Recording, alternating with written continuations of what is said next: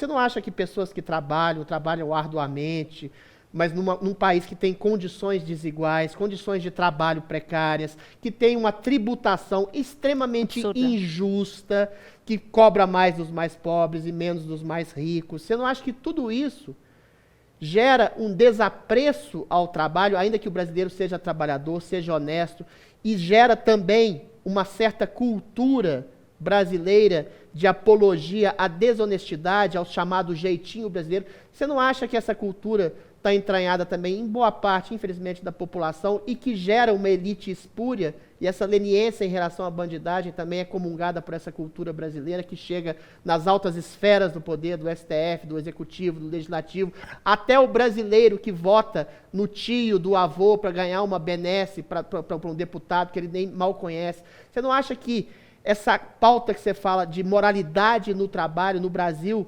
também é conspurcada por essa cultura de leniência com a corrupção? E por isso que eu bato tanto nela. Porque se ela estiver sólida, você não consegue, nada fica acima disso. Você não consegue ter uma prevalência desse jeitinho brasileiro, por exemplo, que falam que é endêmico no Brasil. Embora eu já acho que as pessoas já estejam acordando que isso não dá certo. A gente vê também que o brasileiro, de certa forma, hoje se entende mais não como aquele vira-lata da América Latina, que é um incauto, que é incivilizado, que os países europeus, essa glamorização, até que a gente vê que esconderam as mazelas dessa elite aí, europeia principalmente, né, falando que lá é melhor, e a gente sabe que não. Então, o brasileiro, primeiro, ele precisa saber da sua própria história. A gente precisa conhecer a nossa própria história.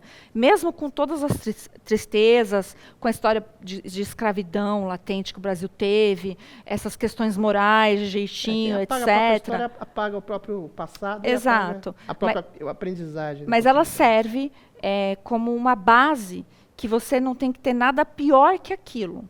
Né? A gente já esteve no caos. Já tivemos o caos. Então, você não pode permitir que o caos se estabeleça novamente. Então, tá bom, a gente foi horrível, péssimo, nem acho isso. Acho que a gente foi muito melhor do que as pessoas colocam para nós, até os livros de história colocam para as crianças. Hoje, com todos os problemas do que 100 anos atrás, com escravidão, mulher não podia votar. Sim, mas mesmo de 100 anos atrás, essa história, eu acho que fizeram muito mais feia do que ela foi.